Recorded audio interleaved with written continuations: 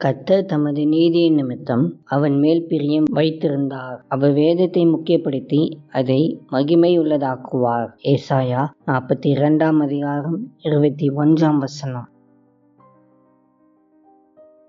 பிரபஞ்சத்தை படைத்த தேவன் தம்முடைய வார்த்தைக்கு மிக உயர்ந்த இடத்தை அளிக்கிறார். அதனால் தேவன் தம்முடைய சட்டங்களையும் போதனைகளையும் அற்பமாக எண்ணாமல் கனப்படுத்துகிறார். எனவே தேவனே முக்கியப்படுத்தும் வேதத்தை நாமும் நம் அன்றாட வாழ்க்கையில் முதலிடத்திற்கு கொண்டு வர வேண்டும்.